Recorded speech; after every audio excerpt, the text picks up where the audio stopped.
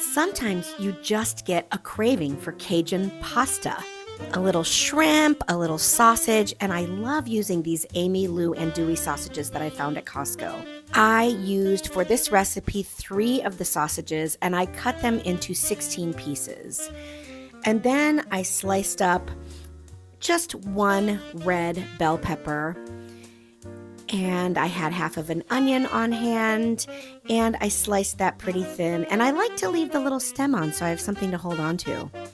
And here I have 4 cloves of garlic, because you cannot forget the garlic in any kind of pasta, if you ask me.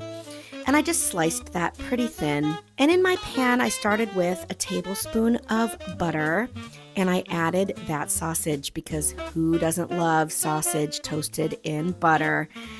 And once the sausage was all toasted, I pulled it out and set it aside in this little bowl. Then I added another tablespoon of butter, and then I laid in my shrimp. And this is a pound of shrimp. And I like to count my shrimp so that I know what my portion is. This was 20 pieces of shrimp. And then just use whatever Cajun seasoning you have on hand. I had Emeril's and I love it, and that's what I'm using. And I seasoned that shrimp really generously with the Emeril's and toasted it on both sides and then pulled it out to another bowl. And now that my pan is all seasoned up, I will add in all of those vegetables and more Cajun seasoning. And I'll add a 1/4 cup of white wine to bring up all that goodness in the bottom. And if you don't want to use wine, you can totally use water. And after the vegetables cook down, it's time to add my tomato sauce, because this is a pasta dish. And that's 1 can of crushed tomatoes. And I'll just mix that in and add a half a can of water to make it saucier. And another few dashes of that Cajun seasoning. It is Cajun pasta after all. Then my sausage goes back in, and I tasted it and it needed a little bit more salt. And then I let that cook for about 10 minutes.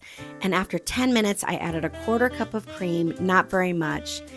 And then I put the shrimp back in. I like my sauce to be a little creamy when I'm making Cajun pasta. And to finish, I added a little bit of fresh parsley, and it's so beautiful that way. And then I added some of my pasta water, because I really wanted to make sure I had a nice and saucy dish. Then I ladled my portion over 1 cup of pasta, and look at that. Craving satisfied.